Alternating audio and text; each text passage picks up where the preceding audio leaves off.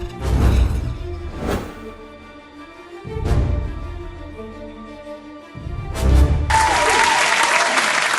name is Apiorkor Seyiram Ashong. I'm a poet. I'm a versatile creative. Yeah, I rethought that name for myself. Because apart from doing poetry, I dance, I do culinary arts, I sing. Really, the only thing in arts that I can do is look at you and replicate you in a painting or a drawing. God didn't give me that gift, but I don't mind. Now, I'm going to start by talking about a few things as far as art is concerned. And I'll start by telling you who I am. So I said my name is Apiorkor Seyiram Ashong. For those of you who are familiar with the Ghanaian space and the ethnic groups, Apiorkor sounds Ga, or Koko, second-born girl. Apiorkor means gold. It comes from Ikuapem origins, and I mean, if you talk to people who come from those spaces, they'll tell you that there are languages in which Apiorkor still means Ga, or money. Seyiram, proudly from Pekia Vitalia on my mother's side, and it means God has blessed me. And Ashong, a Ga name from my father. I inherited it from him. Why am I telling you all these things? Because I'm a third culture kid. Yes, Ghanaian, but on my mother's side, there's some English somewhere, some Middle Eastern somewhere. Even with my father's side, I said I'm Ga, but my grandmother was Ikuapem, and he's Ikuapem royalty. Yeah, a lot of funny stuff. And then I was born and spent the formative years of my life in the United States of America. So I came back to Ghana when I was about 10 or 11. For the very first time I was coming here. My family moved back because my father was supposed to be working here for 2 years on contract. And, well, he was happy to be home after 20 years, so we got stuck. And throughout my life, throughout my experiences in Ghana, and shuttling between Ghana and the US and other parts of the world, I'm always treated as an outsider. Any diasporans, can any of you relate to that? Anyone? Good. So you never really feel like you belong anywhere. In Ghana, you're not Ganyan enough. Last week, I had an argument with one of my colleagues at work. I work at City FM as well. I'm a radio producer. I produce 2 shows, The Traffic Avenue and Sister Sister with Jessica. And I was having an argument with one of my colleagues. I told him that I find the term dadabi or dadaba offensive.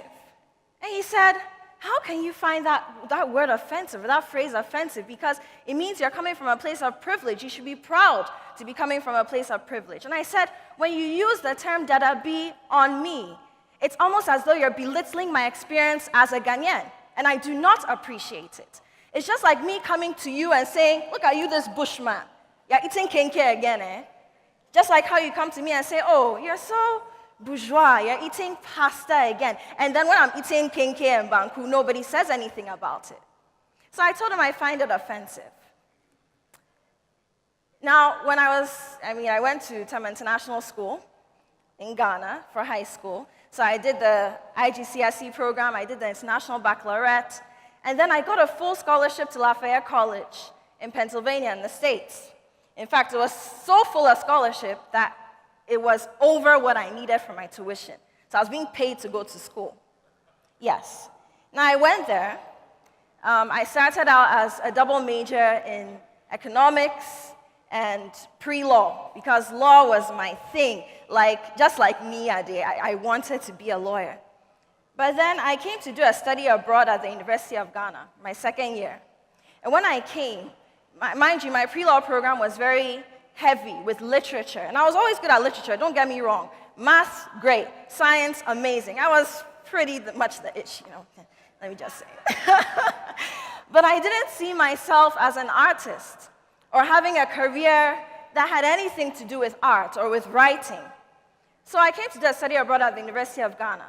And I had to take a lot of English courses, literature courses, and then I thought to myself, the quality of intellect here is amazing. We've been sold a lie that we don't have intelligent lecturers at the University of Ghana or within any of our universities for that matter. So I began to rethink. What did I do? I transferred from a place that I had a full scholarship. This is the United States of America, man. The land of green, the land of promise. You can basically live the American dream. And for someone like me who was born there, that means I had citizenship, which people are dying for. And I transferred to the University of Ghana and graduated from there.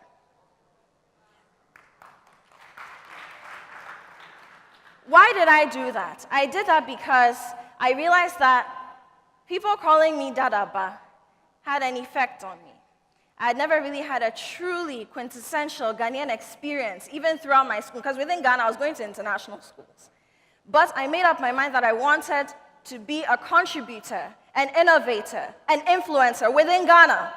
And one thing that they don't tell you is that if you don't have deep connections to a space, your chances of making a very huge impact that dig really, really deep are quite slim. It's really a few people who can do that. So you don't have classmates in Ghana that you come, they're the people who are in government, they're the people who are running the biggest companies, and you're swimming around like, yeah, I just came from America, but no one cares. So I got into the arts. I studied literature. While I was doing literature, I also did a diploma in paralegal studies. So I didn't throw law away completely. And I got to do an internship at one of the best law firms in Ghana with some of the best lawyers. And I realized that I really didn't want to go to court every day of my life. So I started taking my writing and my art more seriously. Now, in Ghana, or in the parts of the world within which we find ourselves, we typically don't take art seriously. We're talking about rethinking art, rethinking media, rethinking entertainment, but the truth is that they're all connected. They're really not separate entities. And we don't realize that. In times past, our forefathers, not just within Ghana, but Africa, they would tell you that our history and our literature were a continuum. You heard stories, you were hearing history. If you wanted to know history, you went to the stories. And we weren't really the documenting type. We were oralists, we were orators. We'd talk about the things. You had griots who would pass all these things down to you. The griots are the people who told stories to their grandchildren and their children, and then they would carry on the legacy. And somehow, we lost that. And when we lost that, we lost sight of the fact that we are naturally creative and artistic people. So even within our educational system, we don't really respect art. Somebody said, how many people haven't had their parents telling them, you want to be an artist for what? You'll be poor, me, I won't take care of you. You hear parents telling these things to their kids. But what can art do for you? Art gives you the ability to think critically. If you're going to be a successful artist, you have to be a risk taker. Now, a lot of us in this part of our world don't like taking risks. Nawal El-Saadawi of Egypt, one of the most amazing writers of literature and a very, very brilliant feminist, she was leading the feminist movement some time back. She'll tell you, or she says that, to be creative, you have to be dissident.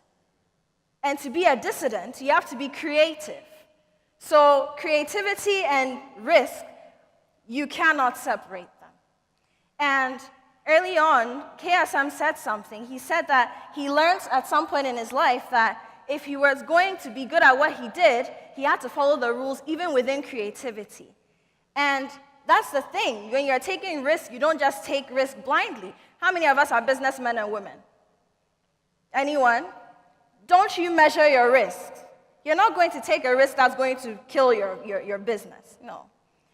And so in taking these risks, I write about a lot of things that are very weighty. Some of them make people feel very uncomfortable.